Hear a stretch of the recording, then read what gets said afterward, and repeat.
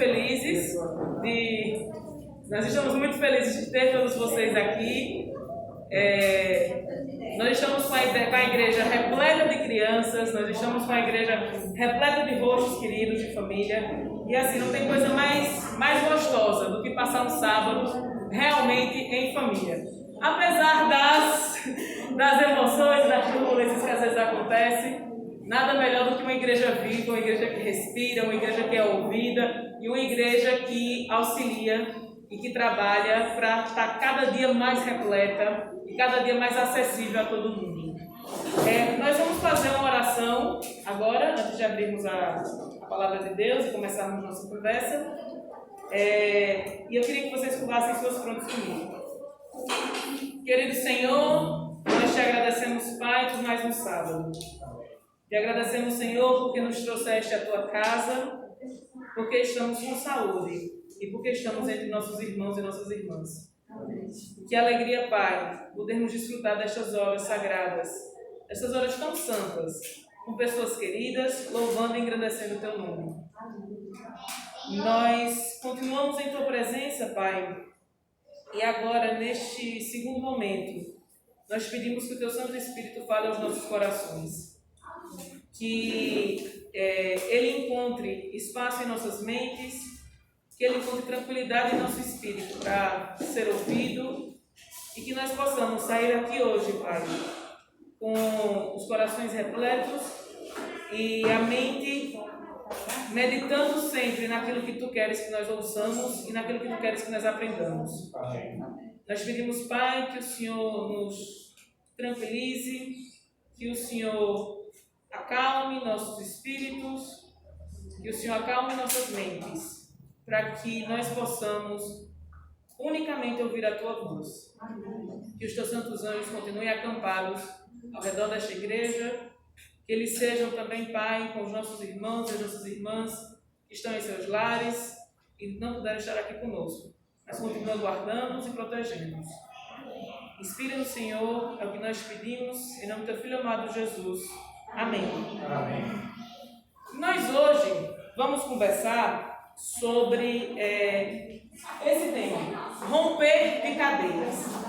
E quando eu pensei nessa meditação, quando eu pensei em trazer essa meditação para vocês, existe uma música que eu gosto muito, de uma cantora americana, que ela fala de que Deus, e somente Deus, é capaz de romper todas as cadeias. Todas as cadeias que nos prendem, que nos afastam dele, todas aquelas aflições, as angústias, as tristezas, que porventura nós carregamos, e que nos seguram e que nos impedem de ir até ele.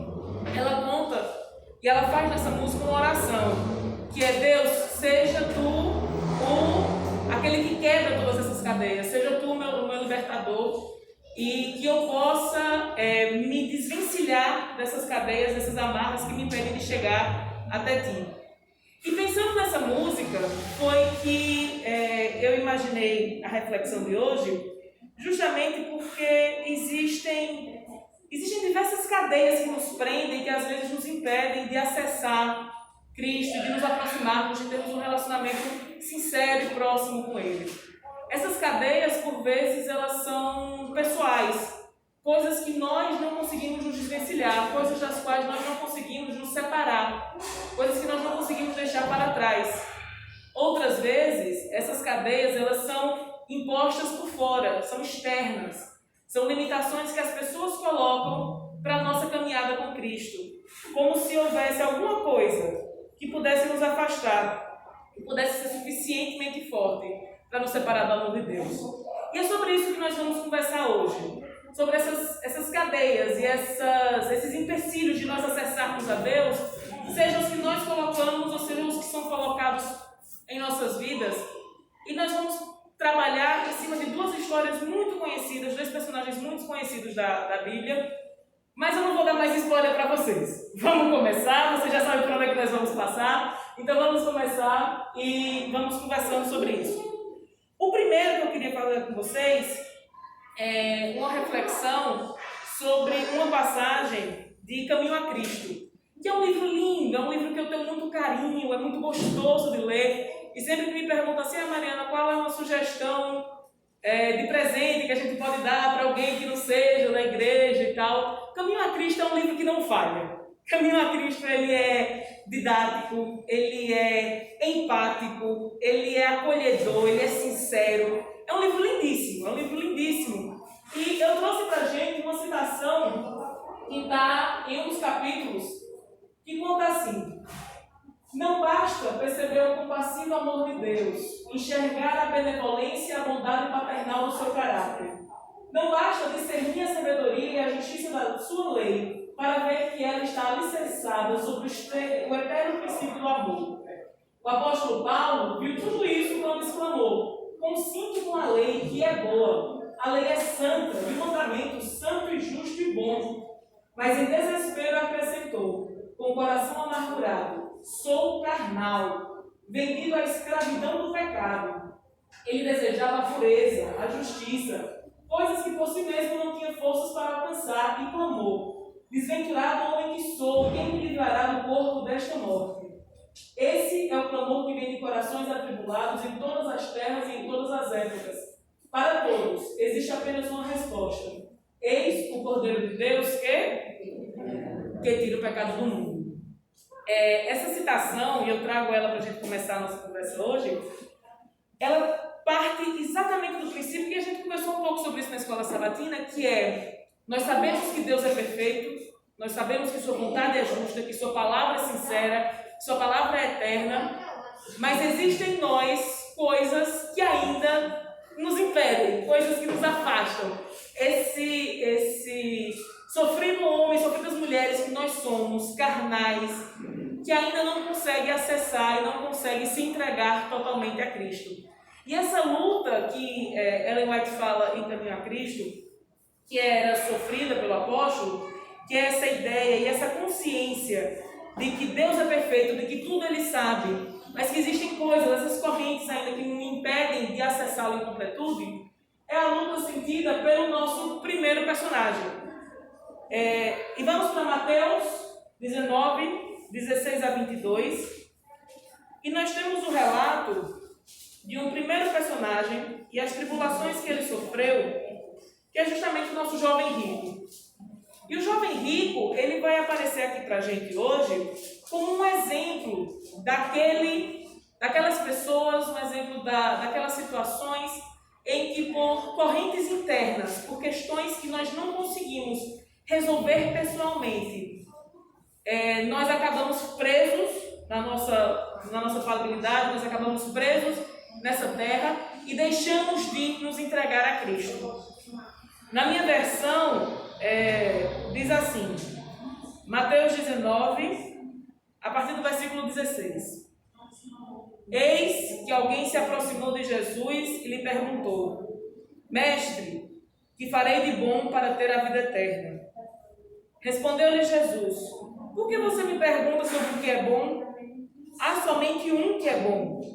Se você quer entrar na vida, obedeça os mandamentos.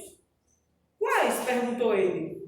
Jesus respondeu: não matarás, não adulterarás, não furtarás, não darás falso testemunho, honra teu pai e tua mãe, e amarás o teu próximo como a ti mesmo.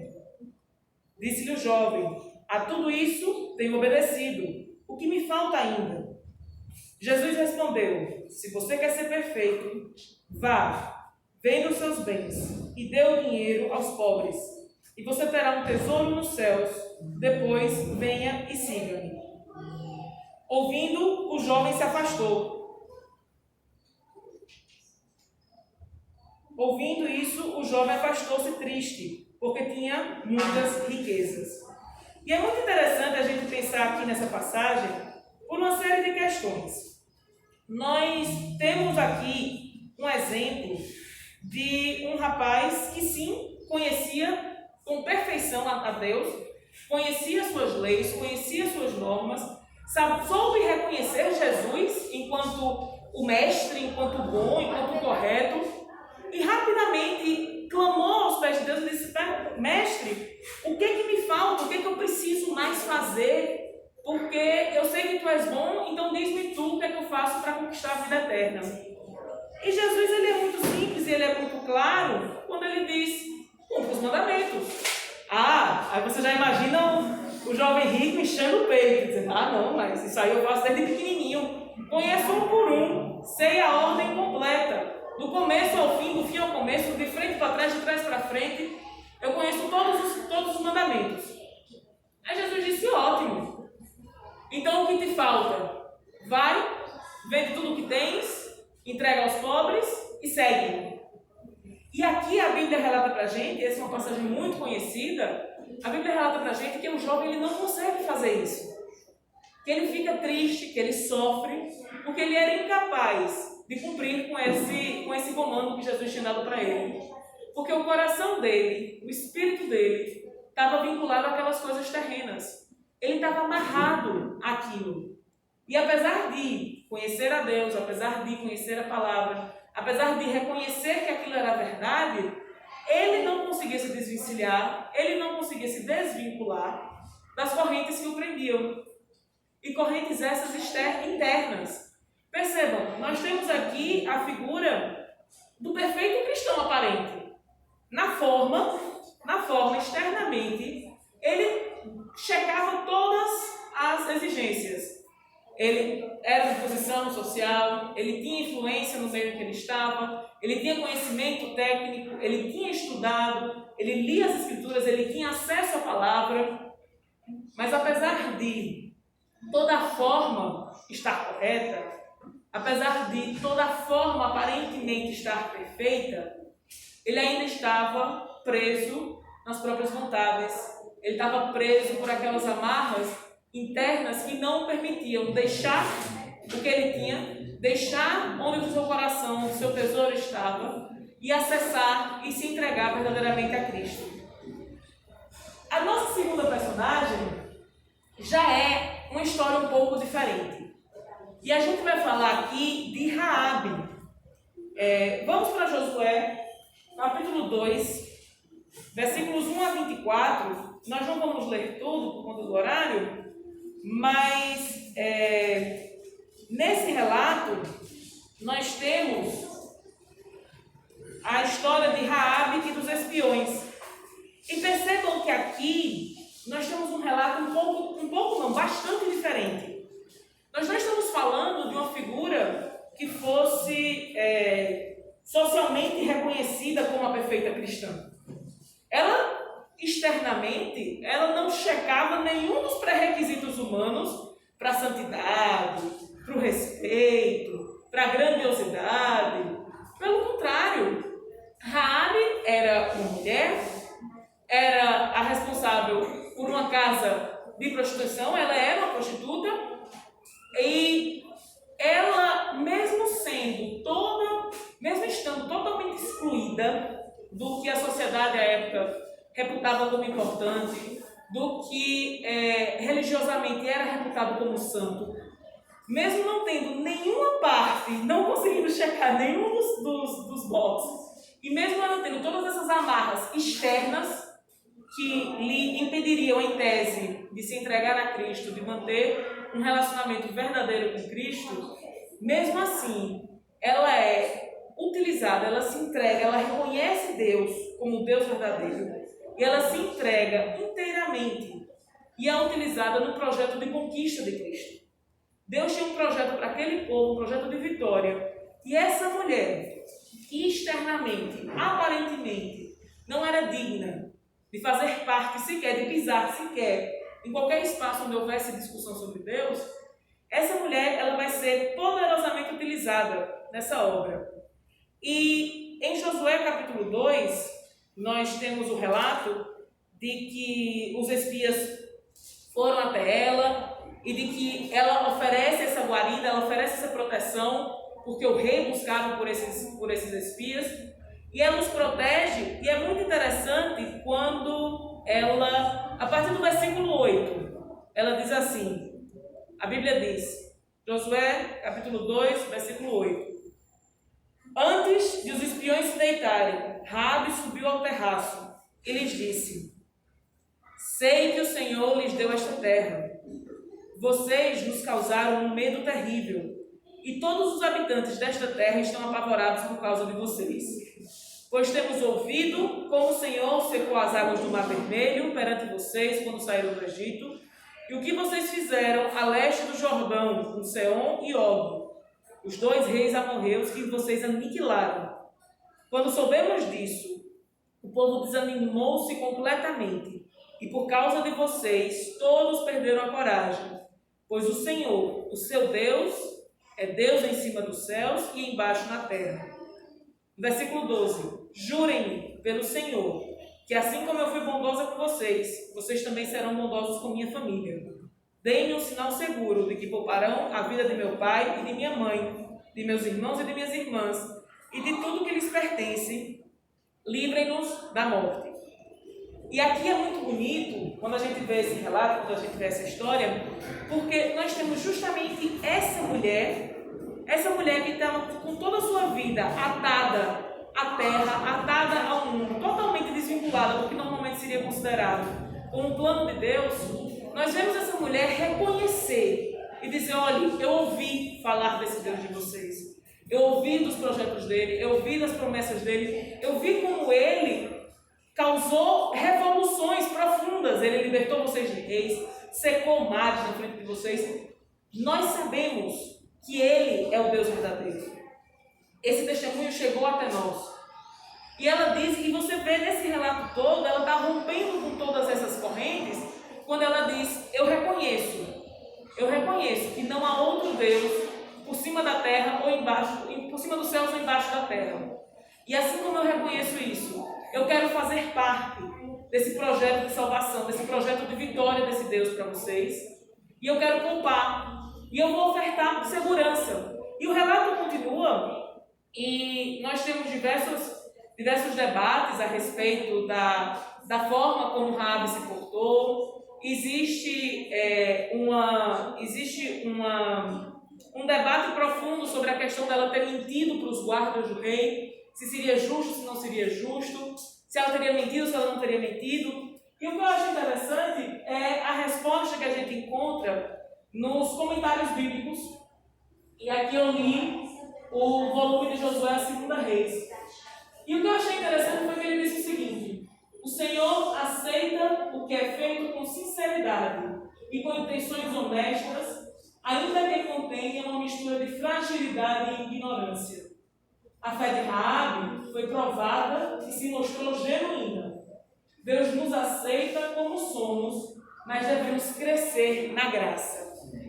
E esse pedaço, para mim, dos comentários, ele é lindíssimo, porque ele mostra a graça de Deus em nos receber assim como nós estamos, a paciência que ele tem em saber que nós estamos numa caminhada e nós vamos nos aprimorando diariamente, cotidianamente, e a certeza de que a sua graça, quando aceita, nos transforma imensamente, e nós nunca permaneceremos como éramos antes disso. Quando Ellen White diz em Caminho a Cristo que o Pai está de braços abertos, aguardando, ansioso pela nossa entrega, e que essa entrega é exatamente como a gente está, isso me dá uma esperança imensa, porque esse Deus que me aceita exatamente como eu sou, é esse Deus que rompe com qualquer corrente. Se eu sou capaz de romper com as correntes internas, no sentido de entregar o meu coração verdadeiramente, entender que Ele deve ser essa minha prioridade, que nele deve estar o meu coração, porque o meu tesouro, estando no céu, estando nas coisas dele, aí estará meu coração também. Não existe corrente externa que possa me separar de Deus. Não existe limitação externa. Não existe condição que possa nos separar de Deus se o nosso coração sincero se entrega. Porque quando a gente é recebido nos braços do Pai, aí a gente vai lembrar do relato do filho pródigo. O que acontece? Quando o filho que se afastou retorna para o pai, rapidamente o pai vai ao seu encontro, corre para recebê-lo. E quando o recebe, e quando o acolhe de volta, aí começa todo um processo de limpeza, de troca de roupas, de troca de sapatos, de colocar o anel no dedo, de reconfirmar a aliança.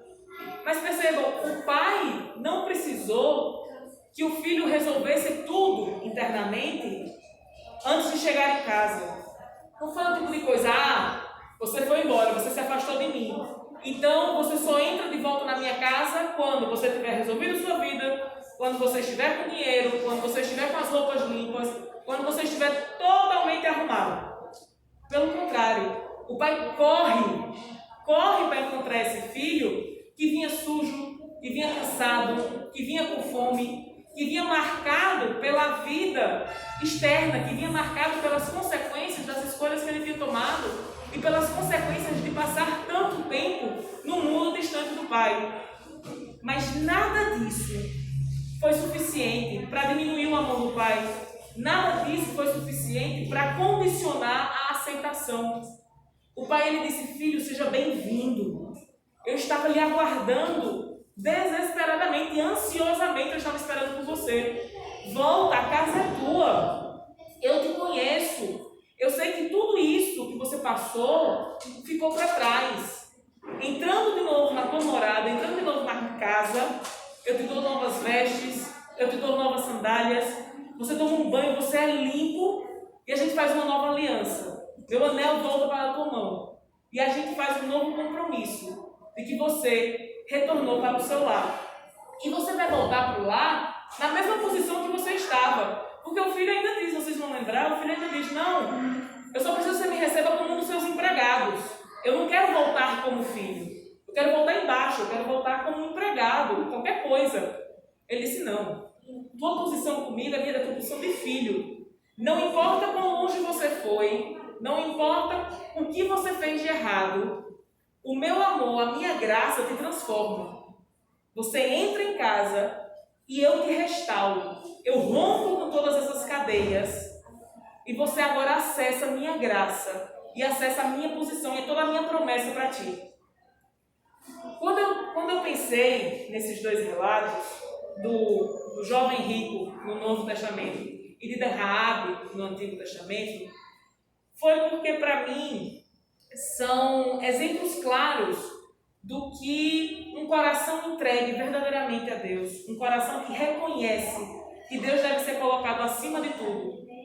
São exemplos claros do que pode acontecer, porque apesar de o jovem rico ter todo o conhecimento formal, ele não conseguiu se separar de si mesmo, ele não conseguiu romper com as correntes de si mesmo. Ele ainda assim, apesar de reconhecer na teoria, ele não conseguiu colocar na prática. Já Raabe, que tinha tudo e não tinha nenhum conhecimento teórico, que não tinha sido instruída como esse jovem rico foi, que não tinha tido acesso aos espaços que ele tinha tido, e que pelo contrário, a sociedade dizia que ela jamais poderia acessar esses espaços, Raabe reconheceu plenamente que era Deus que tinha que vir em primeiro lugar. Ela reconheceu que o Deus daqueles espias, o Deus daquele povo, era o Deus verdadeiro, pelos testemunhos que ela ouviu. E ela disse: eu vou entregar minha vida, porque perceba o risco que ela se colocava. Ela estava naquele momento se colocando como uma traidora do reino. Ela poderia ser morta, poderia ser pega e tudo mais, mas ela disse: eu confio em vocês, eu confio no Deus de vocês, não só em vocês, eu confio no Deus de vocês, e por ele eu vou proteger vocês, porque eu sei que a palavra dele é certa, e eu sei que o projeto dele, o plano dele é o perfeito. Assim que eu protejo vocês e entrego na mão desse Deus a minha vida e a vida de minha família. E é muito bonito quando a gente vê quando é que Raabe depois ela vai reaparecer na Bíblia para a gente. Porque ela está em Josué, no Antigo Testamento, mas ela também aparece em posições muito interessantes no Novo Testamento. E eu queria que a gente abrisse em Hebreus e em Tiago, para a gente ver em quais dois momentos, e tem um terceiro, e a gente vai passar por ele também, mas tem esses dois momentos em que o nome de Raabe, ele é lembrado por Deus, porque Deus, e isso é muito bonito, ele honra aqueles que o honram. Deus, ele não se esquece dos seus filhos. Deus não diz: deixa tudo na tua vida e me segue e dá um jeito de acompanhar. Ele diz: vem que eu te acolho, vem que eu te protejo e vem que eu te guardo. Raabe, essa prostituta, essa traidora do seu reino e tudo mais, Mas essa mulher que reconheceu a grandiosidade de Cristo e reconheceu o projeto de Deus para os seus filhos, ela aparece em Hebreus 11, e se vocês olharem o título do capítulo de vocês, no meu ele aparece como exemplos de fé. Raabe, exemplo de fé? Não, os espias entram na... Não, é Hebreus 11, irmão. Heróis da fé. A irmã tem Josué, certo. Mas eu digo o capítulo de Hebreus. O título de Hebreus 11. Pronto. Agora, no capítulo da capítulo 11, versículo 31, aqui diz assim, os Israelitas em Canaã. Certo, pronto. Em Hebreus 11, versículo 31, ele diz pra gente: pela fé, a prostituta Raabe, por ter acolhido os espiões, não foi morta com os que haviam sido desobedientes. Raabe, ela aparece no rol de heróis da fé. Ela é lembrada na Bíblia como uma heroína da fé. E ela aparece também novamente em Tiago, quando Tiago fala nessa necessidade de uma fé que não seja uma fé morta, mas seja uma fé com obras. Mas um outro local muito importante, onde Raabe aparece, e que eu acho isso assim de uma beleza poderosa, é quando a gente fala em Mateus capítulo 1. Mateus capítulo 1, a gente tem a genealogia de Jesus. E essa mulher, que tinha tudo para, impedida pelas correntes externas, impedida pelas correntes da sociedade, de acessar a salvação, ela vai aparecer para a gente, na genealogia de Jesus, como uma das partes integrantes, como uma das pessoas integrantes nessa história de salvação. Mateus capítulo 1, versículo 5, diz: Salmão gerou Boaz, cuja mãe foi Raabe. Raabe, ela é lembrada no Novo Testamento. Raabe, ela é lembrada entre as heroínas da fé. Raabe, ela é lembrada na genealogia do próprio Jesus. Porque Raabe teve a coragem de se entregar a Cristo, de romper com quaisquer ideias internas ou externas e dizer: nada disso importa. Eu sei que minha história, todos os erros que eu cometi na minha vida, eles ficam para trás, porque Deus, Ele me recebe e Ele me transforma. Louvado seja Deus, meus irmãos, porque Ele nos sonda, porque Ele conhece o interior dos nossos corações e porque nenhuma das limitações que nós por vezes colocamos nas nossas vidas ou que nós colocamos nas vidas dos outros, nenhuma dessas limitações, nenhuma dessas correntes é suficiente para nos separar do amor de Deus.